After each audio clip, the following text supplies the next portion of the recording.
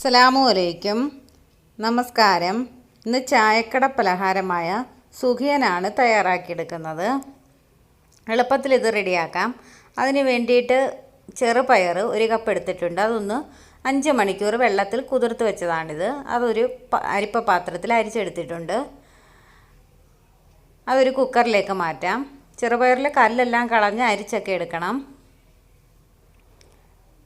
ഇനി ഇതിൽ 1/3 കപ്പ് വെള്ളം ഒഴിച്ചു കൊടുക്കാം. ഇത് കുക്കർ അടച്ച് ഹൈ ഫ്ലെയിമിൽ ഒരു വിസിൽ വരുന്നിടം വരെ ഒന്ന് വേവിച്ചെടുക്കണം. അത് കഴിയുമ്പോൾ കുക്കറിൻ്റെ സ്റ്റീമെല്ലാം പോയതിന് ശേഷം തുറക്കാവുള്ളൂ. ഇനി ഒരു ബൗളിൽ 1 കപ്പ് മൈദ എടുത്തിട്ടുണ്ട്. അതിലേക്ക് 1 ടേബിൾ സ്പൂൺ പഞ്ചസാര, 1 നുള്ളു ഉപ്പ്, 1/4 ടീസ്പൂൺ മഞ്ഞൾപ്പൊടി, 2 ടേബിൾ സ്പൂൺ അരിപ്പൊടി. ഇതൊന്ന് മിക്സ് ചെയ്ത് കൊടുക്കാം. ഇനി ഇതിലേക്ക് പാകത്തിന് വെള്ളം ഒഴിച്ചു കൊടുക്കണം. ദോശ മാവിൻ്റെ പരുവത്തിൽ ഇതൊന്ന് കലക്കിയെടുക്കണം. കുറേശ്ശെ വെള്ളം ഒഴിച്ച് വേണം ഇതൊന്ന് കലക്കിയെടുക്കാനായിട്ട്. വെള്ളം കൂടി പോകരുത്.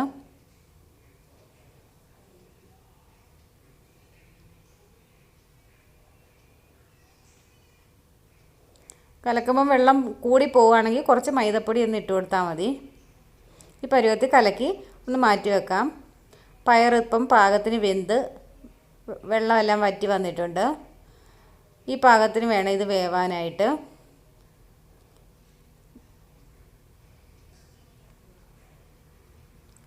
പയർ ഇനി ഒരു പാത്രത്തിലേക്ക് മാറ്റാം. ഇനി ഇതിലേക്ക് 1 നുള്ളു ഉപ്പിട്ട് കൊടുത്തിട്ടുണ്ട്. ഏലക്കായും പഞ്ചസാരയും കൂടെ പൊടിച്ചതാണത്. 1 ടേബിൾ സ്പൂൺ ഇട്ട് കൊടുത്ത്. ഇനി 1/2 കപ്പ് തേങ്ങ ചിരികിയത്. ഇനി പാകത്തിന് മധുരത്തിന് ആവശ്യമായ പഞ്ചസാരയാണ് ചേർത്ത് കൊടുത്തേക്കുന്നത്. പഞ്ചസാരയ്ക്ക് പകരം വെല്ലം ചേർത്ത് കൊടുക്കാം. ശർക്കര ചേർത്ത് കൊടുക്കാം. ശർക്കര ഉരുക്കിയിട്ട് അത് ഒഴിച്ചു കൊടുക്കാം. ഇനി ഇത് ഉരുളകളാക്കി എടുക്കണം.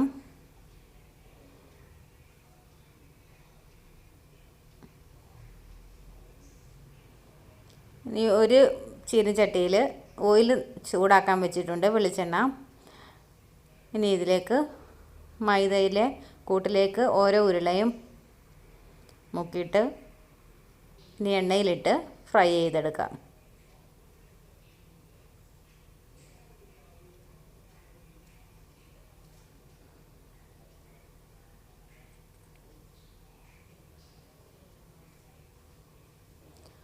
ഓരോ ഉരുളയും ഇട്ട് കഴിയുമ്പോൾ പെട്ടെന്ന് ഇളക്കരുത്.